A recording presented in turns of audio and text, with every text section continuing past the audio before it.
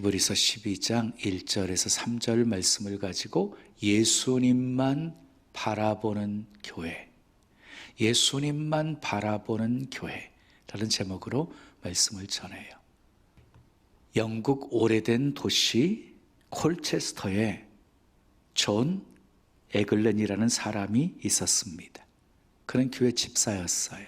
1850년 1월 6일 주일날 일어났는데 눈이 많이 와서 쌓여 있었어요. 그 순간 이 에글렌은 교회를 가야 하나 말아야 하나 고민하게 되었어요.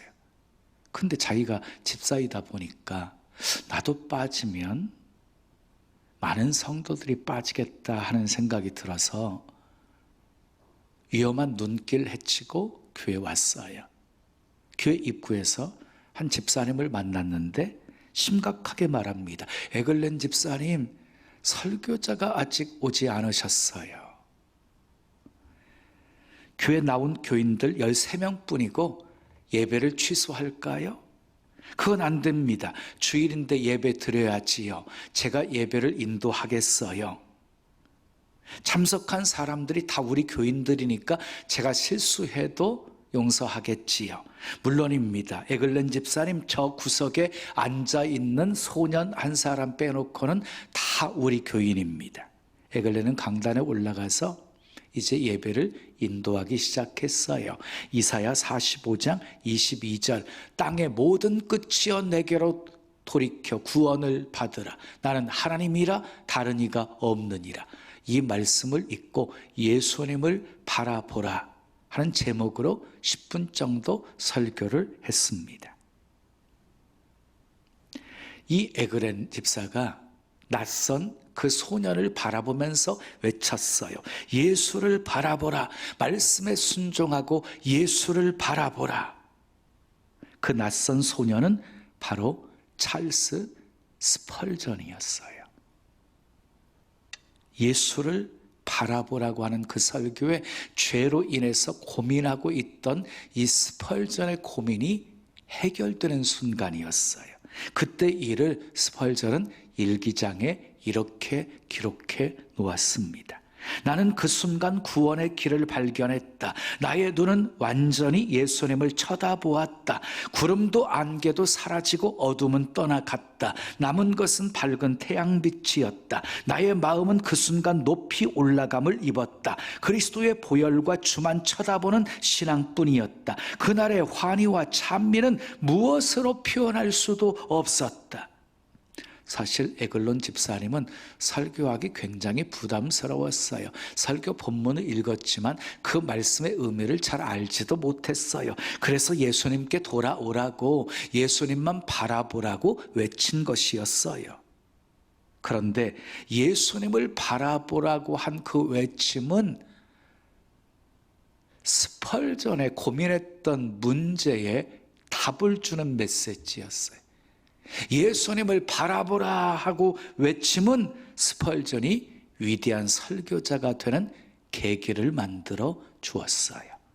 새해를 맞이할 때마다 우리 안에는 기대감이 있어요. 그런데 한 해를 살고 난 후에 서로 다른 2022년을 보냈음을 알게 되어져요.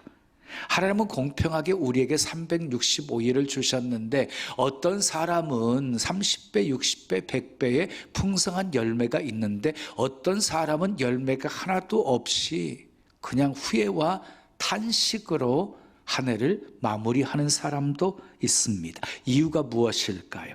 우리가 가지고 있는 지식이나 경험도 영향을 끼쳤을 거예요.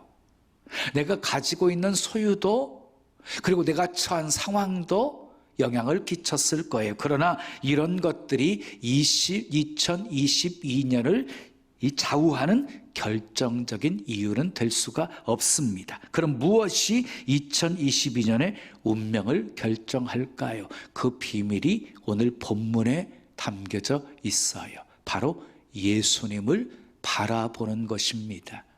아멘. 한 해 동안 무슨 일이 일어날는지 우리는 알 수가 없어요. 문제가 생기지 않고 고난도 없이 그냥 평탄하고 평안하고 그냥 형통한 한 해가 되었으면 바람이지만, 지금까지 인생을 살아오면서 경험했던 것으로 비추어 볼 때 그런 해는 없다는 것을 알고 있지요. 우리가 생각하지도 못했던 수많은 여러 가지 문제들이 우리에게 찾아오게 되어질 것이에요. 그러나 어떤 문제를 만난다 할지라도, 어떤 위기를 경험한다 할지라도 계속해서 우리가 예수님만 바라볼 수 있다면 베드로처럼 물 위를 걷는 기적도 체험하게 될 것입니다. 아멘 좀 해요. 중요한 것은 어떤 문제를 만났느냐가 중요한 게 아니에요. 그 문제를 내 힘으로, 내 능력으로 해결할 수 있느냐 없느냐 이것도 중요하지 않아요. 자, 문제 앞에서, 위기 속에서 누구를 바라보느냐가 중요한 것이에요. 아무리 풍랑이 험하게 일고 있다 할지라도, 아무리 사업이 부도가 났다 할지라도 예수님을 바라보는 자는 반드시 승리합니다. 출애굽한 이스라엘 백성들 보세요. 하나님은 홍해길로 인도하셨어요. 그리고 바로의 마음을 완악하게 하셔서 추격하게 하셨어요. 그 상황을 하나님이 만드셨어요. 왜 만드셨어요? 영광을 받으시려고 만드셨다고 출애굽기 14장에 분명히 말씀하고 있어요. 자, 앞에는 애굽 군대, 앞에는 홍해, 뒤에는 애굽 군대가 추격해오는 상황 속에서 이스라엘 백성들은 모세를 향해서 원망하기 시작해요. 원망불평하기 시작해요. 자, 그때 모세가 이스라엘 백성들을 향해 이렇게 외칩니다. 너희는 두려워하지 말고 가만히 서서 오늘날 너희를 위해서 행하시는 하나님의 구원을 보라. 하나님의 구원을 선포해요. 주님을 바라보는 사람과 바라보지 않는 사람, 이렇게 다른 것이에요. 만약 모세가 이스라엘 백성들처럼 주님을 바라보지 않았다고 한다면 어떻게 되었을까요? 추격해 오는 애국 군사들에게 항복했을 거예요. 항복했다면 하나님께서 예비하신 구원을 볼 수 없었겠지요. 홍해가 갈라지는 기적도, 그리고 홍해에서 다 수장시켜 버리시는 애국 군대가 다 전멸하는 그 모습도 볼 수 없었겠죠. 그리고 이전으로 돌아가 애굽의 종살이를 계속하게 되었을 것이에요. 사랑하는 여러분, 얼마나 많은 성도들이 예수님을 바라보지 못하고 문제 앞에서 넘어지는지 몰라요. 수많은 시험 앞에서 넘어져요. 주님은 우리에게 승리를 약속하셨어요. 어떤 문제도 우리를 넘어뜨릴 수가 없어요. 주님이 해결하지 못할 문제도 없고 주님이 이기지 못할 적도 없어요.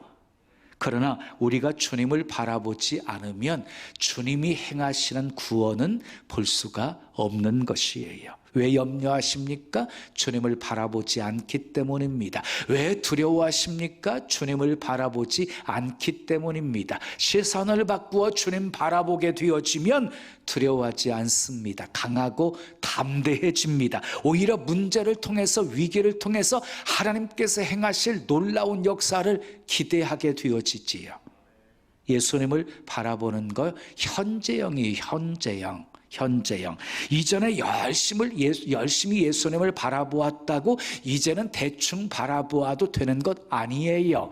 어제 예수님 바라보았다고 오늘 승리가 있는 것 아니에요. 계속해서 예수님을 바라보아야 하는 거예요. 그래서 히브리서 12장 2절에 바라보라 하는 단어는요, 계속해서라는 뜻을 가지고 있는 현재 분사로 되어 있는 것이에요. 그러니까 성경 원어로 보게 되어지면 계속해서 예수를 바라보라, 이렇게 번역돼야 옳은 거예요.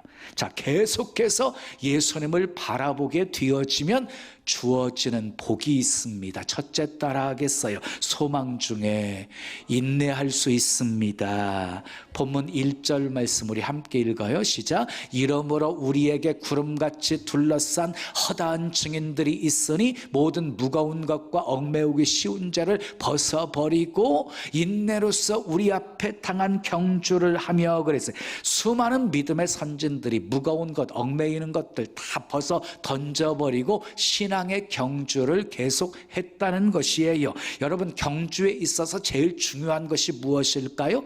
인내예요, 인내. 신앙생활은요, 마라톤과 같은 거예요. 100m 달리기처럼 그냥 순간적으로 끝나버리는 게 아니에요. 42.195km 완주해야 되는 거예요. 완주함에 있어서 필요한 것은요, 예수님을 바라봐야 끝까지 인내하면서 완주할 수 있는 것이에요. 예수님을 바라보는 성도는요, 힘든 것도 이겨냅니다. 어려움도 이겨냅니다. 마음의 상처도 슬픔도 이겨냅니다. 끝까지 인내할 수 있습니다. 예수님께서 주시는 힘과 위로와 평화와 기쁨이 있기 때문입니다. 성도는 육신의 연약함 때문에 넘어지지 않아요. 고난 때문에 넘어지지 않아요. 마음이 상했다고 슬픈 일을 만났다고 넘어지는 것이 아니에요. 예수님을 바라보지 않았기에 넘어지는 것이지 예수님 바라보지 않기에 넘어지는 거예요. 이상한 것은요, 넘어지는 사람은 항상 넘어진다는 거예요. 넘어질 일이 아닌데도 넘어지는 거예요. 한 주는 이것 때문에 넘어지고, 한 주는 저것 때문에 넘어지고, 또 한 주는 이 사람 때문에 넘어지고, 한 주는 저 사람 때문에 넘어지고, 이제 조금 세워졌나 싶으면 조금 있으면 또 넘어지고. 그런데 반대로 좀처럼 넘어지지 않는 사람이 있어요. 넘어져도 이상하지 않을 만큼 큰 어려움을 지금 경험하고 있음에도 불구하고 넘어지지 않아요. 이런 고난 저런 고난 이런 시험 저런 시험이 찾아와도 넘어지지 않아요. 차이가 무엇입니까? 예수님을 바라보았기 때문입니다. 예수님을 바라보면 참을 수 있어요. 견딜 수 있어요. 범사에 감사할 수 있어요. 예수님은 십자가 뒤에 있는 기쁨을 바라보면서 인내했어요. 예수님은 부끄러움 뒤에 있는 영광을 바라보면서 인내했어요. 예수님을 바라보십시오. 십자가 뒤에 있는 기쁨을 바라보며 인내하셨던 예수님을 바라보십시오. 부끄러움 뒤에 있는 영광을 바라보며 인내하셨던 예수님을 바라보십시오. 그러면 어떤 고난 속에서도, 어떤 핍박 속에서도, 어떤 부끄러움 속에서도 예수님처럼 인내할 수 있습니다. 아멘. 두 번째 따라요. 계속해서 예수님 바라보면 따라요. 자기 십자가를 질 수 있습니다. 자, 본문 2절 함께 읽어요. 시작. 믿음의 주여 또 온전하게 하시는 이인 예수를 바라보자. 그는 그 앞에 있는 기쁨을 위하여 뭘 참으사? 십자가를 참으사 부끄러움을 개의치 아니하시더니 하나님 보좌 우편에 앉으셨느니라 그랬어요. 계속해서 예수님을 바라보아야 끝까지 자기에게 주어진 십자가를 지고 예수님을 따를 수 있다는 말씀이에요. 예수님은 날마다 우리에게 십자가를 질 수 있냐고 물어봐요. 자, 예수님의 그 물음에 계속해서 예수님을 바라보는 사람만이 죽기까지 따르겠다고 대답할 수가 있는 것이에요. 예수님을 믿는 자에게는요, 십자가는 선택이 아니에요. 피할 수 있는 것이 아니에요. 예수님께서 이렇게 말씀하셨어요. 누구든지 나를 따라오려거든 자기를 부인하고 자기 십자가를 지고 나를 따를 것이니라. 이게 무슨 말씀이에요? 자기 부인 없이 자기에게 주어진 십자가 질 수 없다는 말씀이에요. 자기 십자가를 지지 아니하면 결코 예수님을 따를 수가 없다는 말씀이에요. 여러분, 그러므로 십자가를 지지 않고는 결코 예수님을 따라갈 방법이 없다는 것입니다. 그러면 십자가를 진다는 의미가 무엇일까요? 어떤 환경 속에서도 예수님이 기뻐하시는 삶을 산다는 것이에요. 아무리 좁은 길, 험한 길이라 할지라도 예수님이 원하시는 길을 걸어간다는 말이에요. 어떤 희생을 치르더라도, 어떤 멸시와 조롱과 부끄러운 일을 당한다 할지라도, 어떤 고난이 있어도 예수님께 순종하며 살겠다는 것이에요. 그것이 자기 십자가를 지고 예수님을 따르는 것입니다. 때로는 사망의 음침한 골짜기를 다닐 때도 있습니다. 그래서 예수님을 바라보아야 십자가를 질 수 있는 것이에요. 우리 모두에게는 각자가 져야 할 십자가가 있어요. 십자가 없는 사람 아무도 없고, 주님은 우리가 감당할 수 있는 십자가만 허락하신다. 감당하지 못할 무거운 십자가도 없고, 너무 가벼워서 슬슬 지고 갈 수 있는 십자가도 없습니다.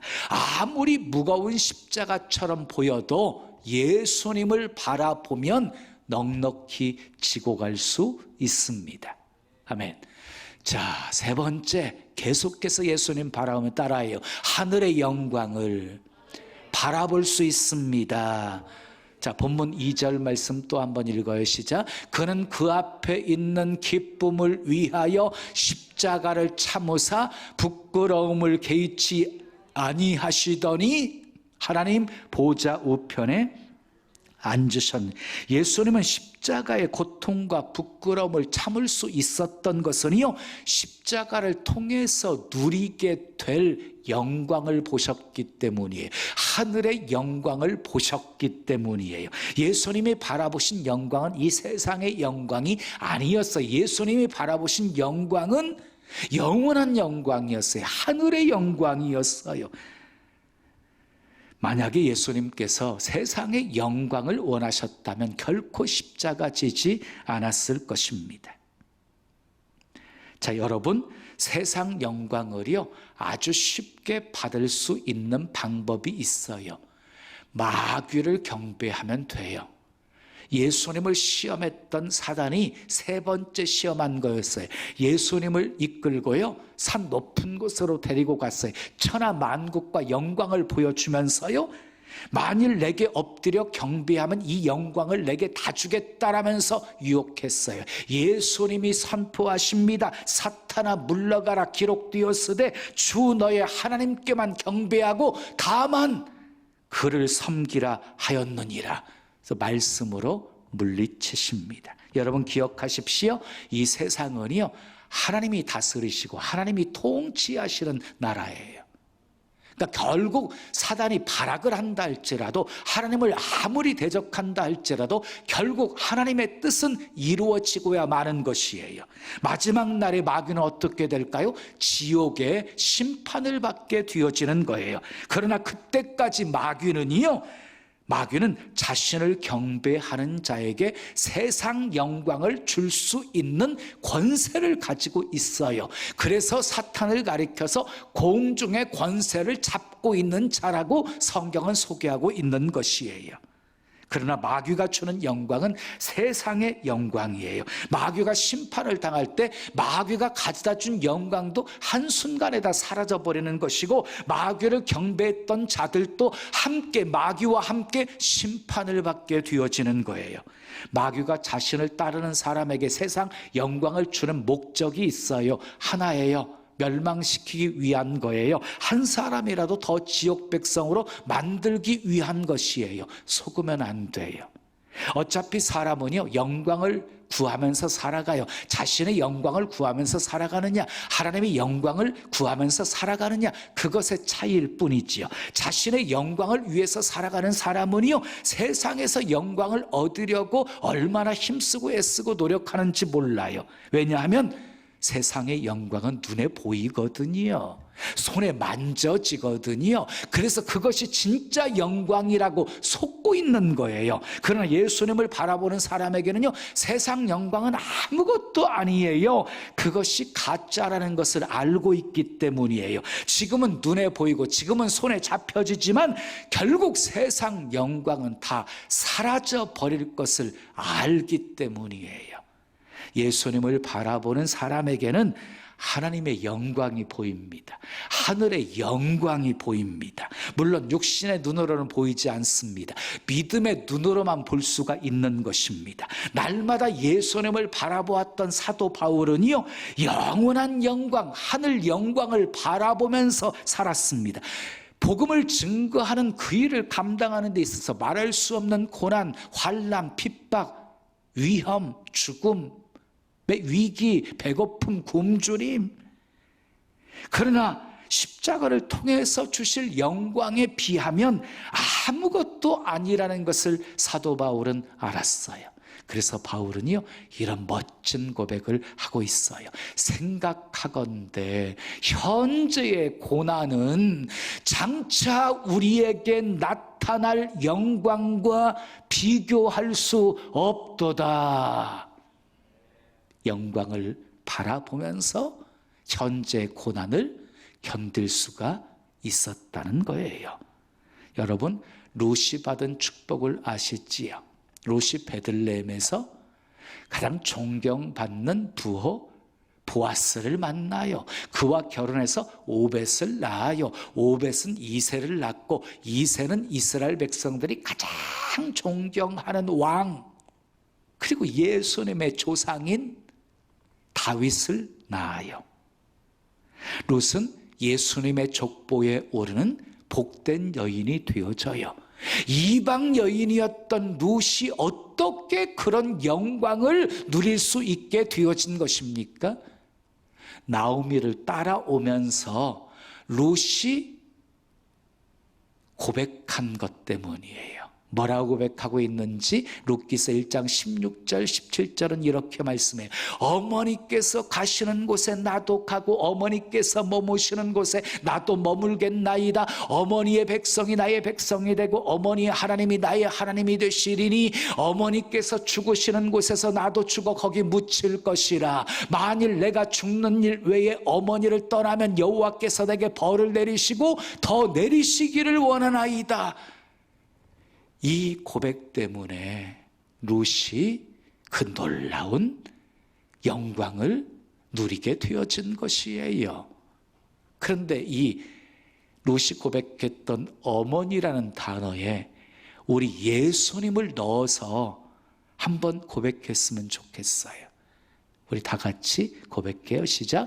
예수님께서 가시는 곳에 나도 가고, 아멘. 예수님께서 머무시는 곳에 나도 머물겠나이다. 예수님의 백성이 나의 백성이 되고 예수님의 하나님이 나의 하나님이 되시리니 예수님께서 죽으시는 곳에서 나도 죽어 거기 묻힐 것이라. 만일 내가 죽는 일 외에 예수님을 떠나면 여호와께서 내게 벌을 내리시고 더 내리시기를 원하나이다.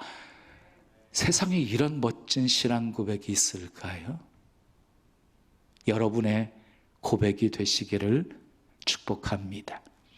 그러기 위해서는 예수님을 바라보아야 합니다. 하늘의 영광을 볼 수 있어야 합니다. 세 가지 말씀드렸어요. 우리가 계속해서 예수님을 바라보게 되어지면요, 소망 중에 인내할 수 있습니다. 자기 십자가를 질 수 있습니다. 하늘 영광을 볼 수 있습니다. 2022년 우리 교회 표어는 예수님만 바라보는 교회입니다. 세 가지 실천사항 말씀드렸죠. 함께 따라요. 소망 중에 인내하자, 자기 십자가를 지자, 하늘 영광을 바라보자. 예수님을 바라보며 실천합시다. 아멘. 2022년 예수님만 바라보는 여러분의 삶에 어떤 기적이 일어날지, 예수님만 바라보는 우리 신나는 교회에 하나님이 어떻게 역사하실지 벌써부터 기대가 됩니다. 한 해가 끝났을 때 예수님만 바라보는 것이 얼마나 축복이었는지, 행복이었는지 여러분이, 우리 교회가 간증이 될 수 있기를 예수님의 이름으로 축원합니다. 지금은 미디어 선교를 위한 헌금 시간입니다. 이 예배를 통해 삶 가운데 은혜와 회복이 충만하시기를 간절히 기도합니다.